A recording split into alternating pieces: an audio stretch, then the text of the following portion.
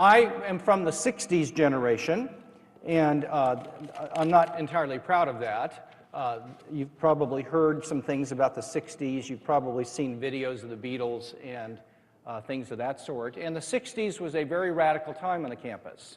I will never forget times when the ROTC building was bombed.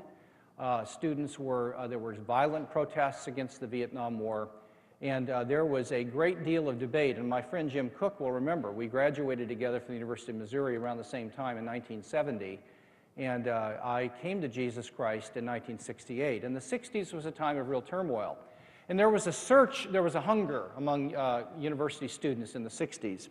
And I want to read from a book entitled Soul Friend by a sociologist named Kenneth Leach, who did an analysis of the 60s generation in that time period. And here's what he says. He says, university students in those days were not restricted to any one social class or cultural group. Not all of them were drug users, and most of them were not hippies.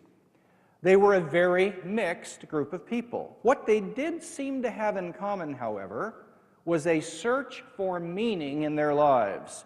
And by this, they meant an inner meaning, a spiritual meaning.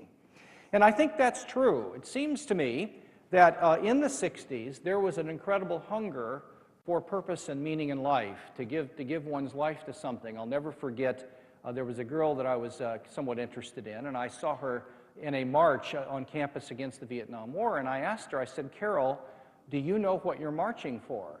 And she said, no, I really don't. I've never thought about it. Well, I said, why are you marching? Because I want to give my life to something that's bigger than I am, and I hunger to have some purpose in life. And I think that was something people got in touch with. My father's generation, who fought World War II and experienced the Depression, tended not to ask those kinds of questions. They came back from World War II, and they had suffered economic deprivation as children, and they tended to bury themselves in their work. My generation that had a little bit more leisure time began to ask big questions.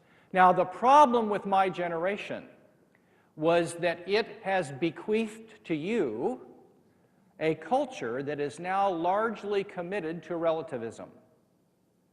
And I'm going to do the best I can to define relativism, but Alan Bloom, in his book, The Closing of the American Mind, Bloom was a professor at the University of Chicago, makes a statement in his book along the following lines. He says, there's one thing a university professor can be certain of the freshman class, and that is that they will all be relativists.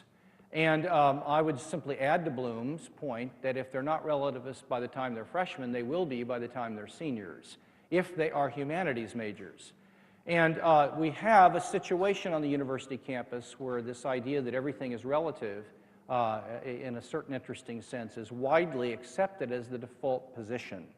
A recent survey indicated that something like 85% of college students have bought into some form of relativism or another. Now today, relativism is a part of what's called political correctness, and it is often associated with what I take to be a very harmful notion of tolerance, where the idea is that we ought to be tolerant of other people's viewpoints and other people's ideas. Now, I think that there is a sense in which tolerance is a good idea, but there's a sense in which it is a horrible idea.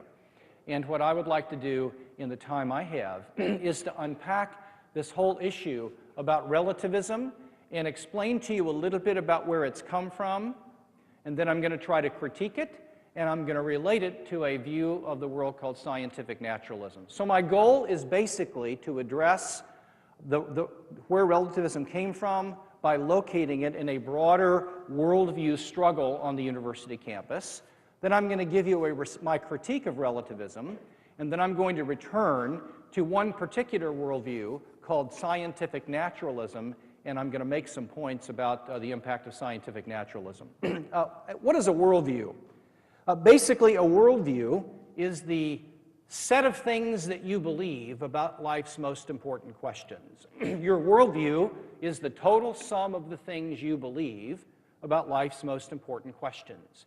So your worldview will include your view of reality, it'll include your view of knowledge, of value, of meaning, and that kind of thing. And currently, there are three dominant worldviews fighting for allegiance on the university campus. There are others, but these are really the three major worldviews that now occupy faculties of Western universities.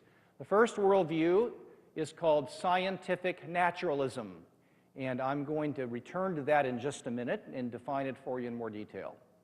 The scientific